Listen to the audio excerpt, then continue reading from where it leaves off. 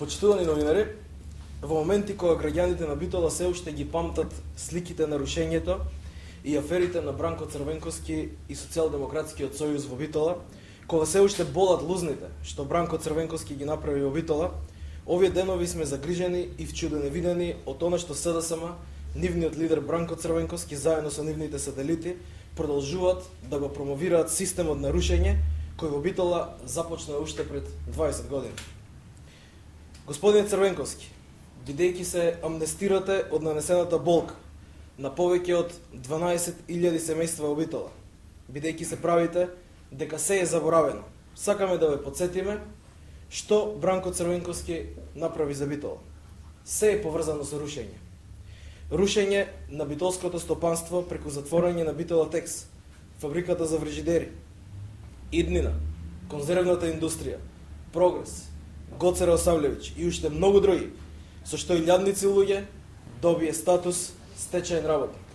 Рушење на материјалните добра во Битола, како што беше рушењето на косиот мост во рек Битола. Рушење на земјоделието и стандардот на земјоделците од Битолско. Рушење на економската состојба на 12.000 семејства од аферата ТАТ. Овие денови Бранко Црвенковски и СДСМ во Битола повторно промовираат неморал, некултура и лицемерие.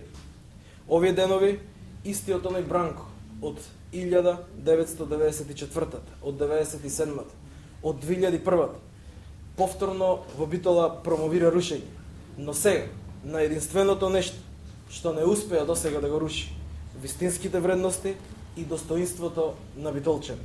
Овие денови се собираат потписи за осомничени лица за одгледување на опојна дрога. Се врши отворен притисок врз институциите. Повторно се делат граѓаните на две групи.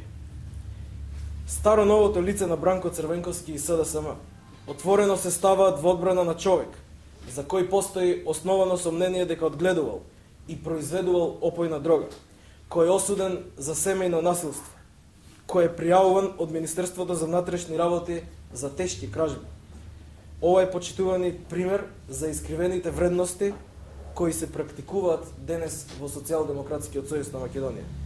Однесувајќи се шерифски, Бранко Црвенковски и СДСМ со дрскост идентична како во времето кога исчезнаа 28 килограми кокаин од депото на МВР во 1996-та, се обидуваат да објаснат дека одгледувањето на марихуана е нешто нормално. Дека не треба да се гонат луѓето за кои постои основано сомнение дека одгледуваат и произведуваат опојна дрога.